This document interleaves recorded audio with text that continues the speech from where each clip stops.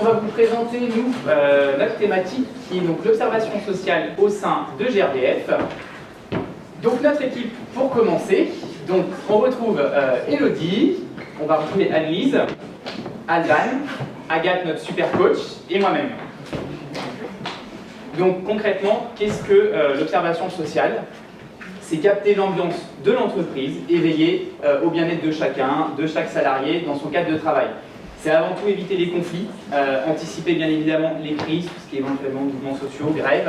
Donc on mesure aussi le climat social dans la société. On collecte les besoins des collaborateurs et également on améliore la qualité de vie au quotidien des salariés.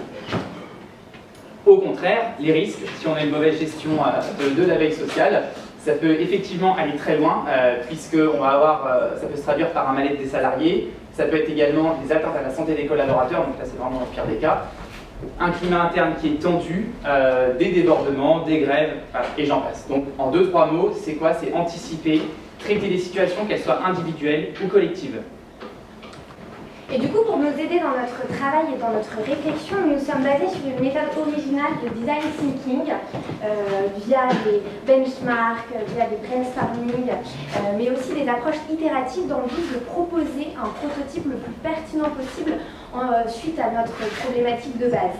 Donc pour cela, nous avons utilisé, on va dire, la méthode, le résultat de user-centric. Nous avons choisi de baser le collaborateur et de le mettre au cœur de notre solution. Donc nous sommes partis sur une première phase d'observation qui nous a permis du coup de rencontrer un certain nombre de collaborateurs de GRDF, de statuts, postes et environnements différents. Et face à cette première observation, nous nous sommes rendus compte qu'en réalité, dans l'observation sociale au sein de GRDF, il y avait quelques outils qui étaient déjà mis en place, mais qui n'étaient pas adaptés, comme certains questionnaires annuels par mail, ou pas formalisés comme certains groupes de discussion sur des réseaux sociaux tels que WhatsApp ou Facebook, ce qui nous prouvait quelque part qu'il n'y avait pas d'action concrète portée par les RH. Donc en partant de ce constat-là, nous on s'est orienté vers 3 axes prioritaires. Le premier qui est la création d'un lien entre les RH et les collaborateurs dans le but de faire remonter les signaux faibles. Nous sommes partis aussi sur un choix de communication ascendante et descendante afin de favoriser la double communication et le flux d'informations. Et nous avons, comme je l'ai déjà dit, choisi de donner une place spécifique aux collaborateurs et le mettre au cœur de nos préoccupations. Donc pour vous présenter notre solution, on a décidé de créer un persona. Donc, je vous présente Marc, qui travaille au sein de GRDF et qui a 2 problèmes. Le premier étant qu'il fait face à une surcharge de travail et le deuxième c'est qu'il se pose des questions sur le prélèvement à la source. Donc Marc avait plutôt l'habitude de se tourner vers les organisations syndicales parce qu'il ne savait pas trop vers qui se tourner.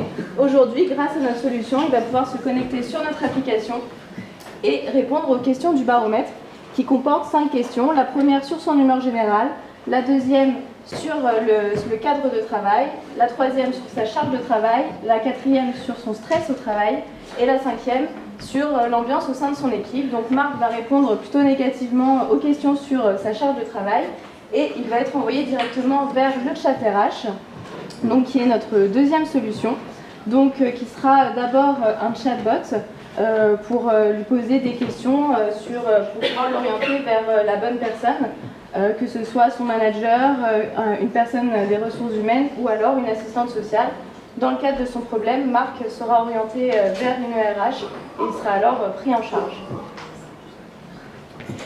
Ensuite, on propose aussi des RH Days.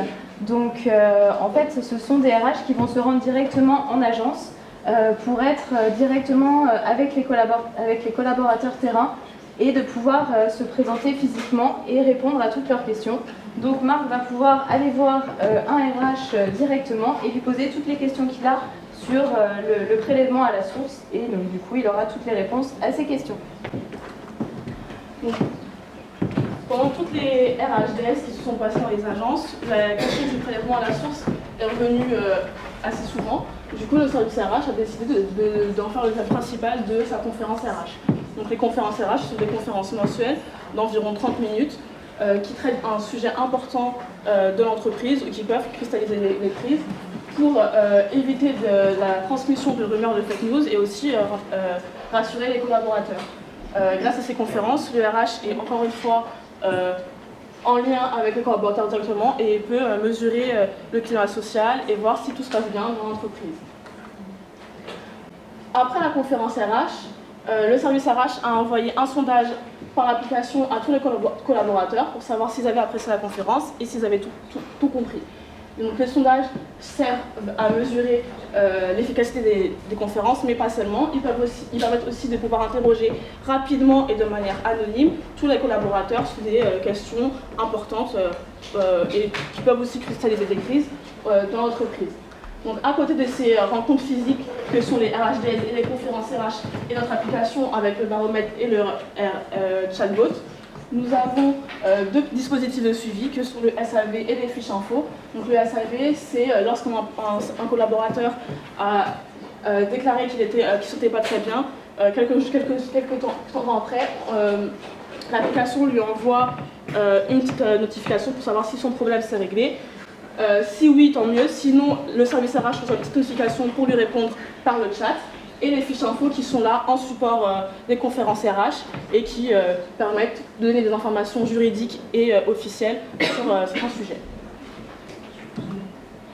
Donc là, on retrouve effectivement sur cet écran l'interface des ressources humaines. Donc on a un véritable panneau de contrôle destiné au RH avec un large ordre effectivement récapitulatif. Donc c'est quand même assez précis. On peut voir donc, par niveau national, régional, donc pour le cas de GRDF par agence, voire même par équipe. On a quand même des résultats très précis. Ça va effectivement envoyer des alertes pour prévenir éventuellement des salariés qui sont en perte de morale, éventuellement détecter des débuts de burn-out, donc au RH, et donc une interface qui est très intelligente et qui a un chat avec les salariés. Donc concrètement, quels sont les avantages de cette solution?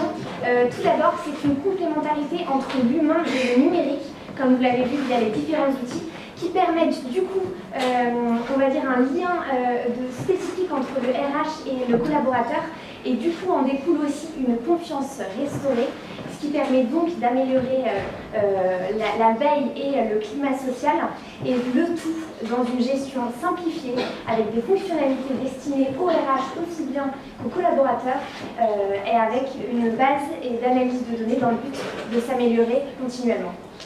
Voilà, nous avons été heureux de vous avoir présenté notre solution, nous vous attendons pour notre stand et merci de nous avoir écoutés. Voilà, merci à tous.